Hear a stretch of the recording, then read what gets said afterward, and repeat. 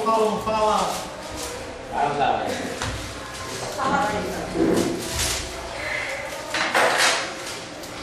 Você está com o livro preparado? Ai, peraí, já tá. Peraí, já tem que correr. Como diz o Roberto, eu tenho tanto para te falar, mas com palavras, não sei, tem que ser paciente. Glória a Deus, paz seja convosco, amém? Amém.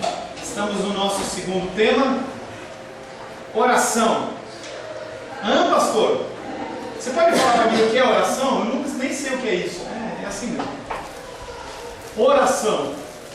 Pastor, orar é falar com Deus. Como é lindo, né? Oração é falar com Deus. Deus, breve resumindo, Deus tem autoridade sobre todas as coisas. Sim ou não? Sim. Claro que sim. Claro que sim.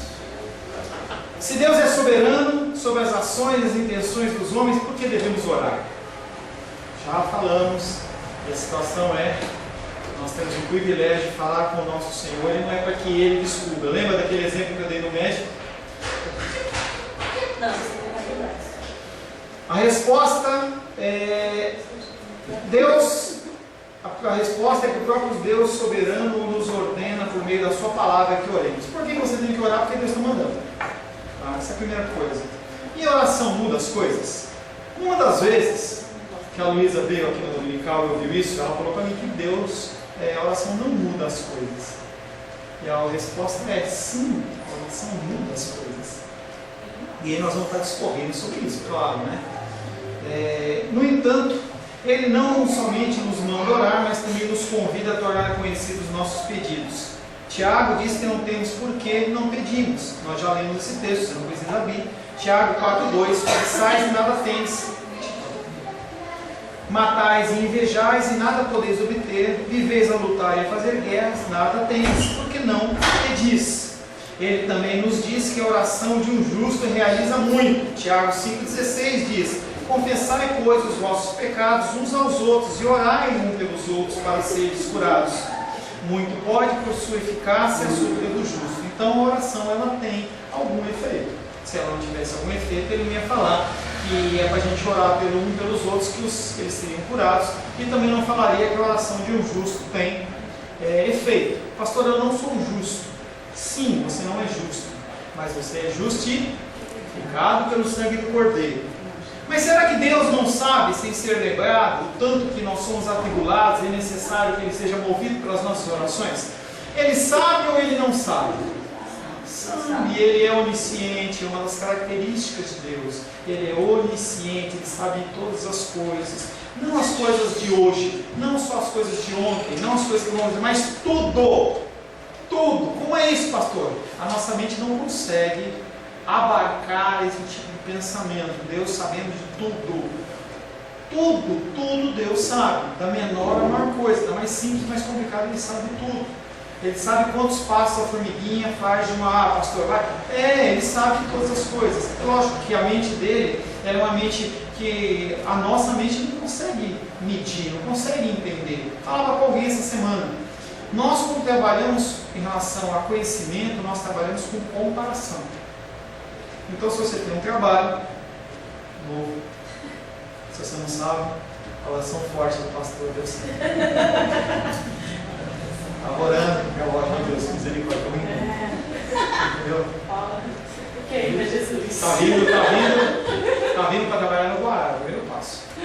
Já falei para ela que não só em relação a ela, mas vou começar a orar, entendeu? Para que as pessoas, as mulheres que são a grande maioria da nossa igreja, possam arranjar um homem, gente boa, cristão, do Guará, claro, entendeu? Para ficar conosco. Eu posso especificar isso. Bom, ele está falando que a gente não pede, a gente não recebe porque a gente não pede. Eu vou pedir. Tá? Mas será que Deus não sabe, sem ser lembrado, tanto que somos atribulados, é necessário que Ele seja movido por nossas orações? A resposta é não. Ele não é movido pelas nossas orações no sentido de que é necessário, como se Ele estivesse cochilando. Não, Ele sabe. Mas o que acontece é que Ele nos instrui a orar para que nós venhamos a nos conhecer. É o caso que eu já usei de exemplo, o caso do povo de Israel no deserto. Deus estava provando o coração deles, não para conhecer o coração deles, e sim para que eles conhecessem o seu coração. Abraão, quando foi levado a fazer o sacrifício do seu filho Isaac, o seu único, o seu primogênito da salvação da tribo de Ismael, não Ismael, Deus estava provando o coração de Abraão para Abraão, e não para ele. Deus sabia, não estava naquela expectativa lá. Ai, será? Gabriel cutuca Deus, você ele vai matar, não deixa. Não, que isso, gente. Mas a gente na nossa cabecinha pensa assim, né? Deus, não faz isso. Abraão, tomara que você não faça. Não é assim, gente. Ele sabia o que ia acontecer. Ele falou assim, Gabriel, relaxa, Gabriel. Eu sei o que vai acontecer, só não vou te contar. Assiste aí. Entendeu? Coisa mais chata que tem quando a pessoa conta o fim do filme, né? Então, Deus não contou, eu acho, né? Eu não sei, eu não relato isso. Não contou para Gabriel o que ia acontecer. Aí o céu ficou ali naquela polvorosa, né? Esperando ver se ia morrer ou se não ia morrer. Mas na verdade Deus, ele sabia. O Senhor instrui o seu povo a orar, não por causa de si mesmo, mas por causa de nós mesmos. As orações, elas se revertem em nosso benefício. A oração, como tudo na vida cristã, é para a glória de Deus e para o nosso benefício, nessa ordem. Cuidado com a ordem das coisas. Cuidado. Jesus Cristo, ele veio ao mundo para te salvar. Não! Ele veio para glorificar o nome do Pai. E nessa ordem, depois disso, trazer a salvação para você. Você não é a cereja do bolo. Quem gosta de cereja não gosta.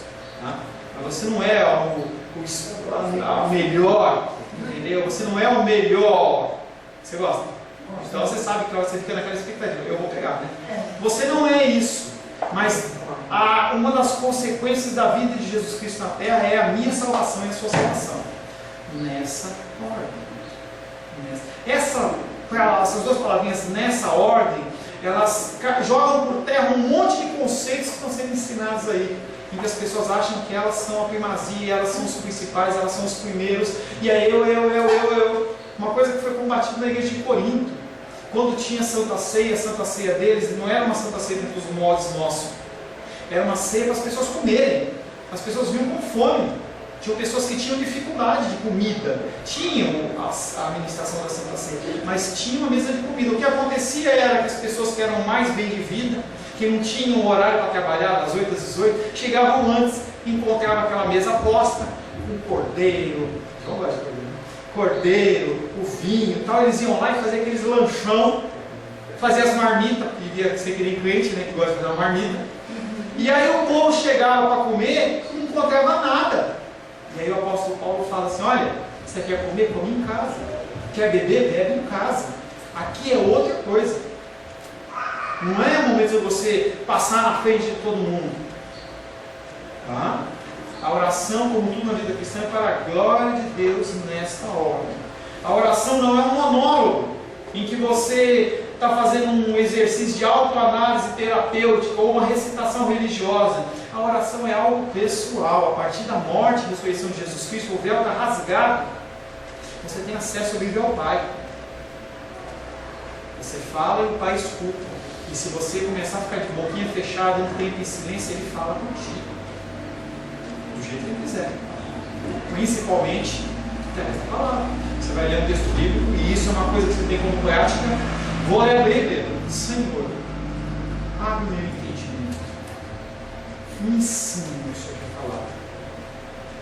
Senhor, eu não tenho capacidade de interpretar a tua santa palavra. É uma coisa que eu estava falando com o irmão aqui antes de ir embora. A gente não tem capacidade. Pastor, eu vou estudar a Bíblia sozinho em casa. Você vai criar uma doutrina bíblica nova. Há problema de você ter um culto familiar? Não, é uma coisa que a nossa igreja não tem. Se Deus assim permitir, nós vamos ter cultos familiares, em que a gente vai ter um culto no lar, professor, mas eu teria que ter um culto no meu lar. O João, como sacerdote, tem que fazer um culto no lar dele. Pessoas que não são casadas têm que fazer um culto nos seus lares. Mas isso não exime a congregação, porque senão você começa a fazer um culto segundo o teu entendimento. Eu acho que pode ser assim, eu acho que pode ser assado, eu interpreto a Bíblia desse jeito, e você vai criando, você pode ter certeza que você vai começar a crescer, porque muitas pessoas vão querer entrar nesse cristianismo que você está falando, São assim que nascem a grande diversidade das igrejas, em que as pessoas elas começam a inventar novos cristianismos, que pode uma coisa, não pode outra, a igreja dos homossexuais. Não, aqui não tem problema. Homem é homem, mulher é mulher, se quiser homem um dia, mulher no outro, não tem problema, está liberado e interpreta a Bíblia para você se sentir bem. Cuidado com esse tipo de procedimento, de você achar que você é o seu próprio pastor. Ele diz: venha, fale comigo, manifeste para mim os seus pedidos. Temos o incomparável privilégio de compartilhar os nossos pensamentos mais íntimos com Deus. Se você se ajoelhar no seu cômodo de oração, Ele pode sim ler a sua mente, interpretar os seus pensamentos e te dar as respostas. Mas não é isso que Ele quer. Ele quer estabelecer um relacionamento com você. Por quê? Porque Ele é Deus e Ele quer. Amém? A soberania de Deus deve influenciar a nossa atitude para com a oração. Devemos provocar em nós mesmos uma intensa vida de oração e de ações de graças. Você pede, mas você também agradece. Por causa desse conhecimento, devemos ver cada benefício, cada bem, cada dom perfeito como uma expressão da abundante graça de Deus. Tudo que acontece na sua vida, ela acontece para a glória de Deus, mas também para a manifestação do amor de Deus na sua vida. Quanto mais entendemos a soberania de Deus, mais nossas orações serão cheias de ações de graça. Voltamos então à pergunta: a oração faz alguma diferença? A oração muda a mente de Deus? Não é a mesma pergunta. Cuidado. A oração muda as coisas? Muda. A oração muda a mente de Deus? Não muda. Parecem perguntas iguais, mas não são. E nem a resposta. Para a primeira, sim, faz diferença. Para a segunda, não. Nós não mudamos a mente de Deus. Você pode fazer uma campanha, você pode fazer um jejum, pode ficar 40 dias sem comer. Nós podemos nos reunir aqui 180 dias sem comer. Nós podemos nos reunir junto com todas as igrejas da terra. Nós podemos fazer uma aliança, um pedido só, uníssono. Não muda a mente de Deus. Deus, Ele é imutável. E Deus, Ele é imutável. A Bíblia diz que há coisas que Deus determinou desde toda a eternidade, e isso é uma grande verdade. Há coisas que o Senhor falou, é assim. Chama-se, vou falar à noite um pouco sobre isso também, chama-se vontade diretiva. O Senhor falou, é assim, desse jeito, dessa maneira. Jesus Cristo, Ele morreu no dia certo, determinado, não poderia ser nem depois, nem antes, nem um minuto depois, nem um minuto antes. Tinha significado. A hora que Ele morreu foi a hora que estava vendo o sacrifício do cordeiro lá no templo, simbolizando que ia ser o último sacrifício. As coisas que aconteceram, que são relatadas na palavra de Deus, a sua grande maioria são determinadas por Deus. E aí nós temos uma vontade, que é a vontade permissiva, que é a vontade dos mandamentos. Ele fala para você não adulterar. Você pode adulterar? Pode. Ele fala para você não cobiçar a mulher do próximo, não cobiçar as coisas do próximo. É um mandamento. Você pode? Pode. Ele fala que você tem que orar. E você não ora. Por que você não ora? É a vontade permissiva. E incorre uma vontade, quando você descumpre uma vontade do Senhor, você está incorrendo em pecado. Você pode namorar? Você pode namorar fornicando, relação sexual entre solteiros? Não. Mas você pode? Pode. As pessoas fazem, são erros e falam. Como que Deus vê isso? Pecado. Qual que é a diferença do pecado de adultério, de assassinato? Pecado. Qual vai ser a consequência? A consequência é diferença, mas é pecado. Se você orasse individualmente, ou se eu e você uníssemos as forças em oração com todos os crentes do mundo, não iria mudar a vontade de Deus determinada, diretiva. Se decidíssemos na época de Jesus em voltar, ou melhor, hoje, se nós decidimos orar para Jesus Cristo não voltar, Ele volta? Claro que Ele volta. É vontade diretiva de Deus, está escrito na palavra. Você pode postergar ou retardar o retorno de Cristo? Não! Vontade diretiva. Quem sabe essa data? Apenas o Pai. Mateus 18, 19 e 20. Talvez você pergunte isso. Mateus 18, verso 19 e 20. Abre aí que você vai ler para mim. Não fica com vergonha não, se eu ver a Bíblia fechada, eu falo para você ler.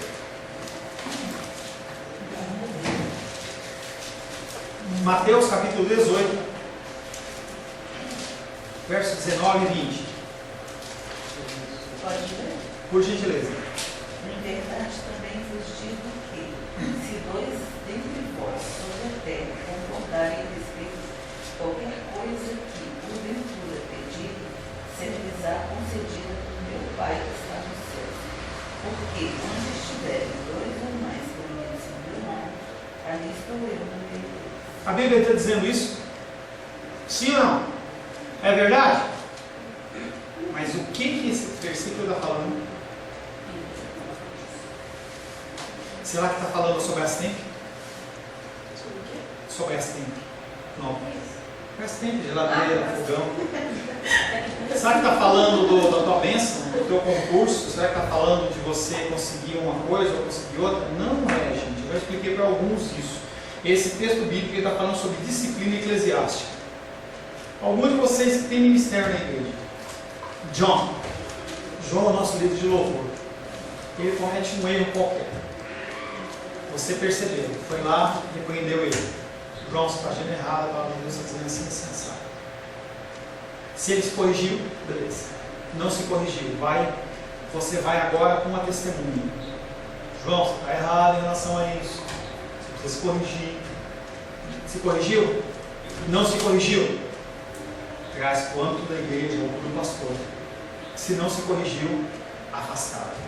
Chama-se disciplina eclesiástica. Por que 2 ou 3? Porque uma pessoa que não é um sacerdote, apenas 2 bastam. O sacerdote precisa de uma terceira pessoa, que a Bíblia se determina. E esse versículo é baseado lá em Deuteronômio. Então, se eu quiser, o princípio da disciplina bíblica é um processo com uma finalidade de restauração da pessoa, e não simplesmente de exclusão, ou de colocar a pessoa no banco, na massa, simplesmente para falar assim, agora você vai sofrer, e todo mundo vai ficar, é pecador. Não é esse o objetivo. Não estou aqui para falar sobre isso, estou dizendo para você que esse versículo tem outro enfoque do que o que as pessoas olham. Por exemplo, em reunião de oração. Bom, irmãos, vamos começar a orar aqui, entendeu? Porque a palavra de Deus diz, onde 2 ou 3 reunidos eu estou ali. Não, esse versículo bíblico está falando assim, gente, se vocês fizeram todo esse procedimento de disciplina eclesiástica, e a pessoa não se consertou, você colocou ela no banco ou expulsou da igreja, eu assino embaixo, eu estou com vocês.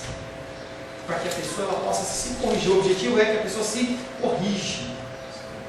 Mas não é o objetivo nosso para falar sobre isso agora. Portanto, devemos levar em conta todo o ensino bíblico sobre oração e não isolar uma passagem das demais. Temos de abordar a questão à luz de toda a Escritura. Jonas capítulo 3, verso 10. Jonas capítulo 3, verso 10.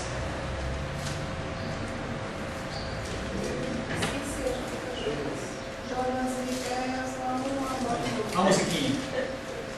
Quem está aprendendo os livros da Bíblia?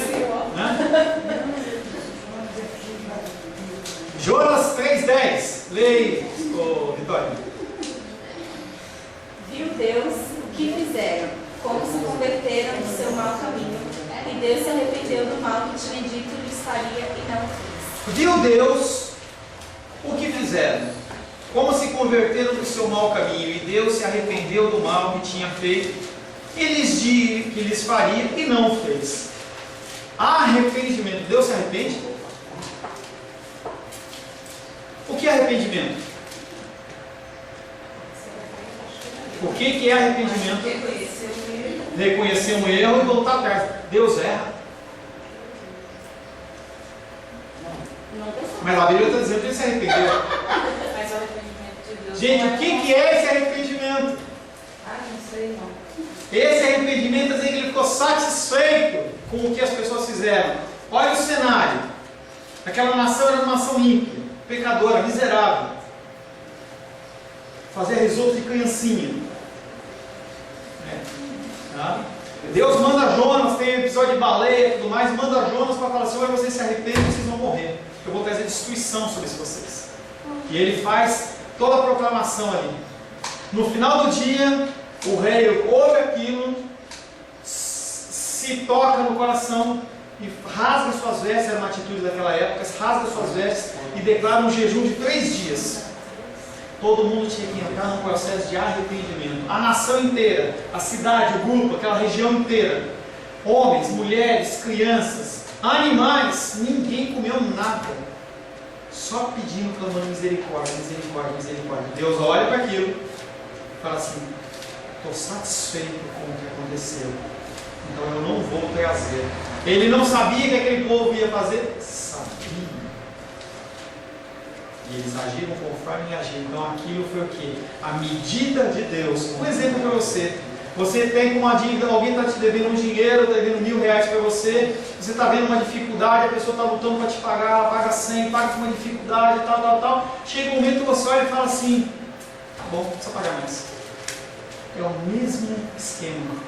Deus ali naquele momento ele falou assim: eu estou satisfeito com o posicionamento dessas pessoas e para mim basta. Eu não vou trazer um juízo maior. Deus age assim, mas ele não se arrepende durante o pensamento humano, a menos que ele tenha decretado algo. E aí tem uma vontade diretiva de Deus e a vontade permissiva. Essa aqui é uma vontade permissiva. Se não fosse Sodoma e Gomorra, vontade diretiva, destruição. Tanto que os corações não se arrependeram do que estavam fazendo. Pastor. Opa, teve um antes aqui. Fala. Deixa eu te perguntar que eu fugi do raciocínio aqui. Pode perguntar. Agora está falando para você. Fala. Mas é que o raciocínio fugiu.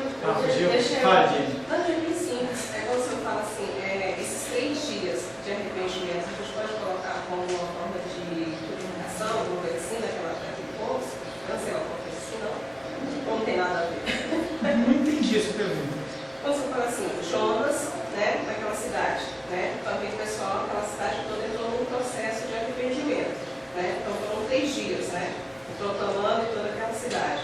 Não, ele não foi 3 dias. Foi 3 dias de arrependimento De do arrependimento. povo. Depois de Jonas ter falado. Jejum e tudo, né? É.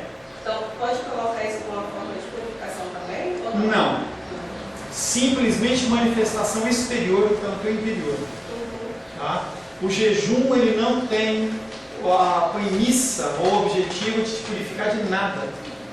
Simplesmente te chegar, te aproximar do Sim, Salvador. eu estava naquele processo de arrependimento, de oração e tudo, até mesmo para o Pai, né? Para Deus, né? Então, acho que... É que era um procedimento naquela época que as pessoas elas se rasgavam, jogavam cinza na cabeça, faziam jejum, era um jeito deles manifestarem exteriormente o que estava passando dentro do interior deles. O que acontece não foi uma coisa religiosa, porque Deus olhou o coração deles e viu que eles estavam realmente arrependidos do que eles estavam fazendo.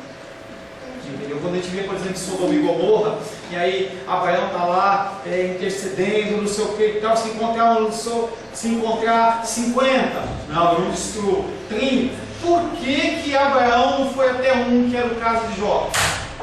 Porque se ele fosse no caso até 1, Deus ia ter que liderar também aquele povo, mas não era a vontade diretiva de Deus. A vontade dele era a destruição daquela cidade. Lembrou, Lu? Lembrei. No original, o termo usado é arrependimento mesmo para O arrependimento ele é traduzido por satisfeito. O termo original, a tradução é satisfação de Deus. satisfeito no sentido, para mim basta, está tranquilo. Porque essa tradução de trazer arrependimento, como tem algumas pessoas que não entendem esse conceito do arrependimento de Deus, é totalmente eu nem usaria esse termo arrependimento para Deus, eu acho que ele não cabe. As pessoas entendem mal realmente, confunde a mente humana, porque como assim, ainda que seja uma tradução ou que você explique que esse arrependimento de Deus é diferente, na verdade o arrependimento de Deus não é diferente. Deus ele simplesmente não se arrepende.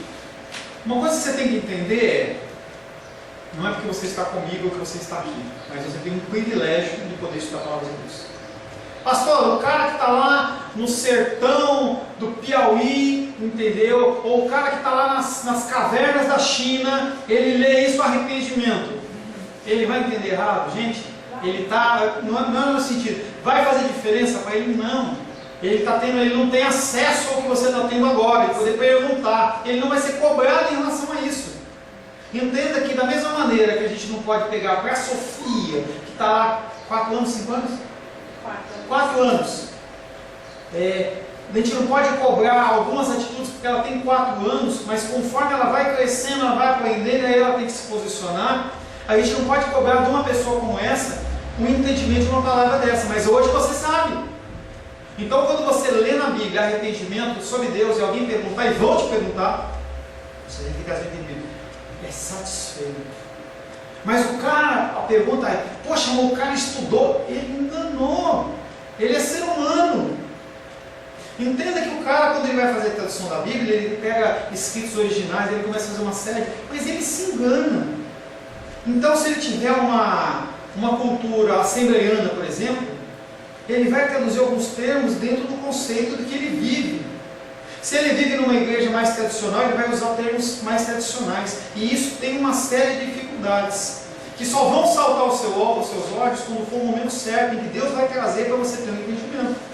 Porque quando você lê na Bíblia sobre sentimentos que Deus possa ter, aparentemente humanos, você tem que lembrar que os sentimentos que são mostrados ali são desprovidos de pecado.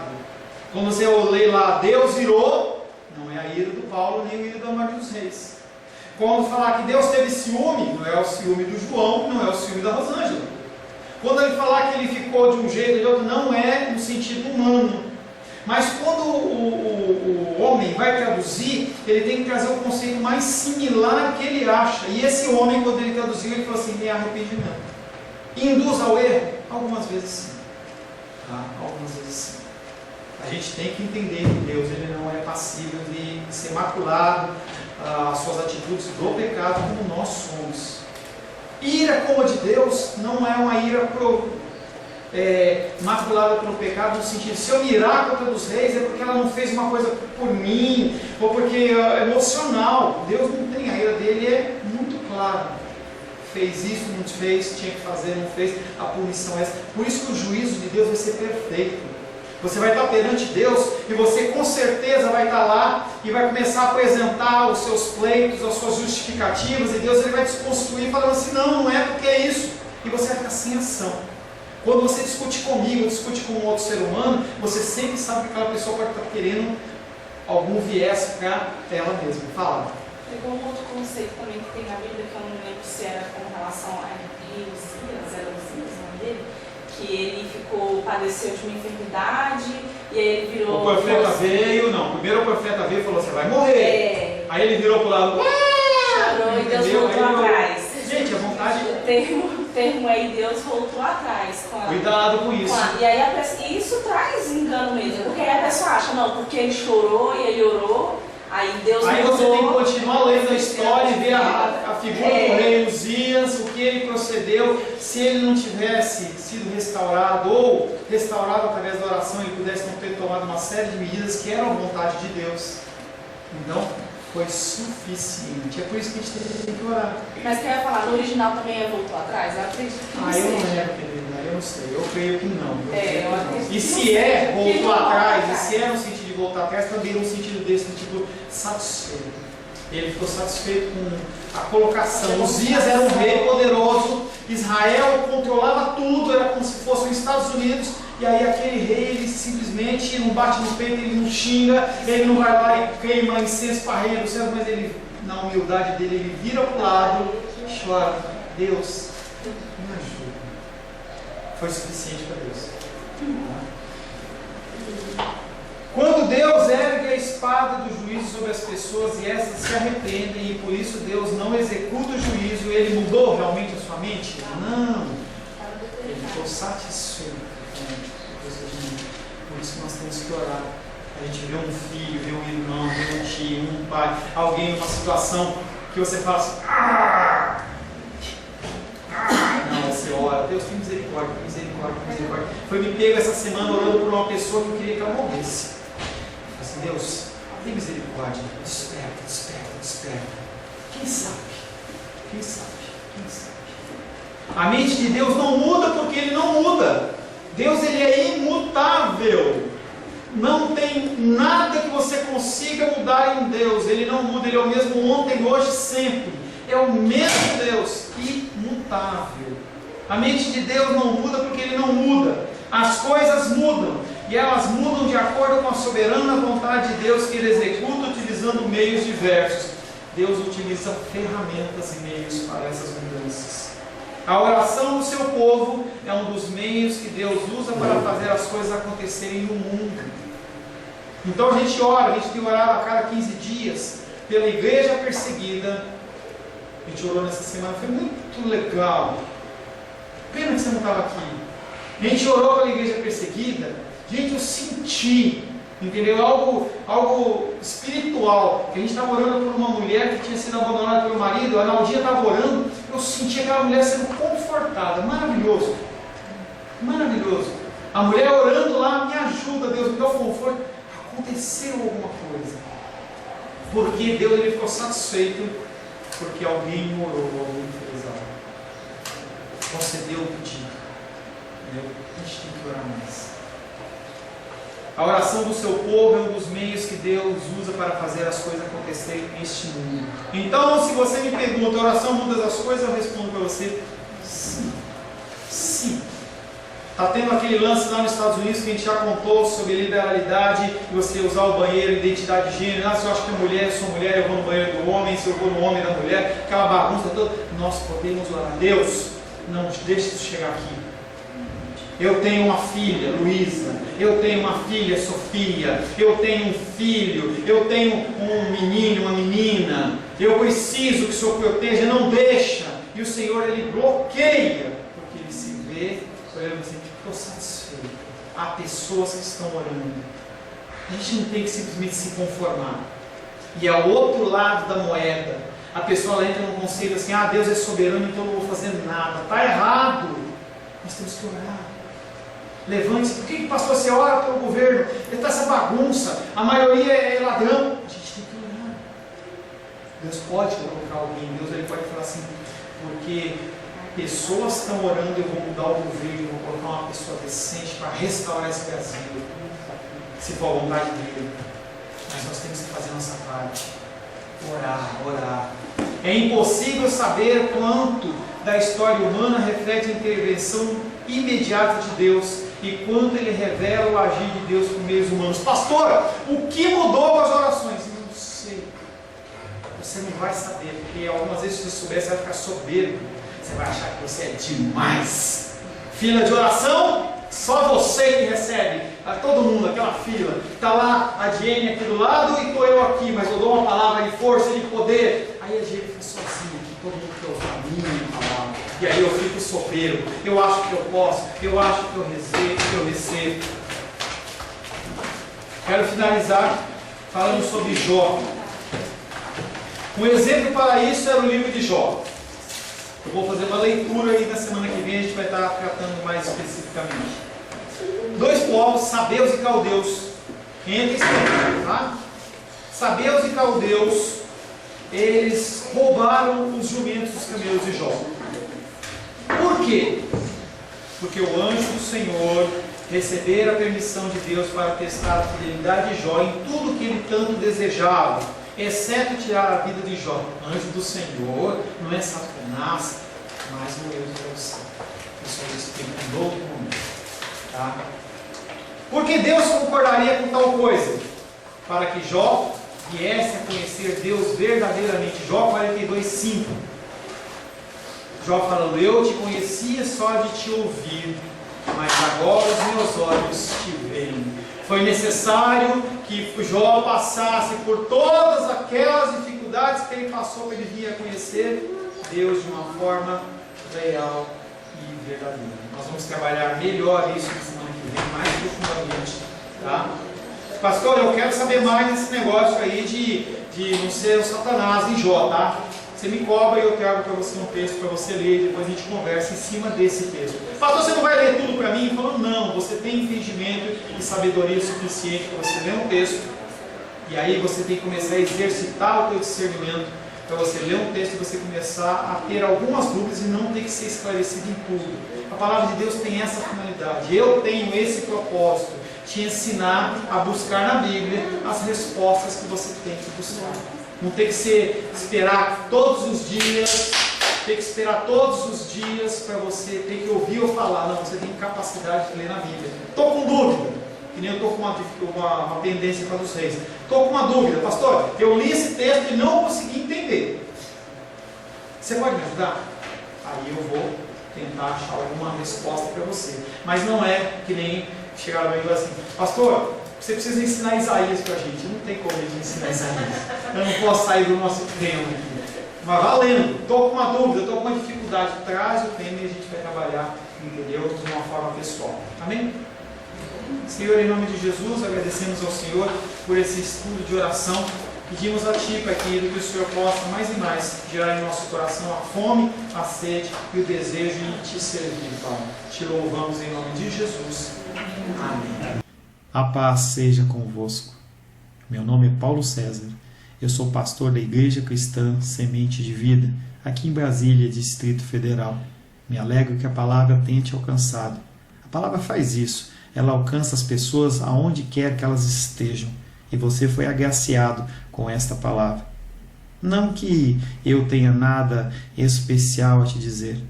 A palavra ela é suficiente e ela usa quem ela quer. E eu me alegro por ter sido um canal para poder te abençoar. Mas eu quero te dizer que não basta você ser um ouvinte. Não basta ser uma pessoa que se alegra quando você ouve a palavra de Deus. A vida ela é feita de decisões. Se você está ouvindo esta palavra hoje, eu creio que o Espírito Santo tem um propósito especial com você. Muito mais do que prosperidade, muito mais do que uma cura física, uma cura emocional ou espiritual, Ele quer te alcançar para a vida eterna. Nós investimos nosso tempo, nós investimos as nossas forças em coisas terrenas, mas o Senhor Ele tem muito mais a oferecer. Ele tem sim para você a cura. Ele tem sim para você a prosperidade, mas Ele tem muito mais que isso. Submeta-se a um Deus que Ele é capaz de mudar e transformar a sua vida por completo. Creio que o Espírito Santo ele é capaz de tocar o teu coração. Quero pedir que você curve a sua cabeça. Senhor, em nome de Jesus, coloco na tua presença essa vida que ouve esta ministração, que ouve esta palavra. Pai, eu não tenho capacitação nenhuma, mas o Teu Espírito ele é capaz sim de tocar nesta vida, gerar nela mudança, transformação, arrependimento e que ela possa simplesmente bater no peito, convencendo-se que é pecadora e que precisa de um Deus salvador. Não há um caminho a Ti, meu Deus, que não seja através de Cristo. E eu lhe peço, Pai querido, que você alcance essa vida e Ele possa sim tomar uma decisão pessoal pelo Senhor, em nome de Jesus. Amém. Amém, meu querido. Amém, minha querida. Fico contente que você esteja ouvindo essa ministração até o fim. E peço que você não se limite a ouvir os cultos pela internet. Você procure perto da sua casa uma igreja, um lugar que proclame a palavra do Senhor. Eu oro para que o Espírito Santo te direcione nessa busca, porque muita coisa tem sido oferecida que não é o Evangelho. Eu abençoo a sua vida em nome de Jesus. Amém.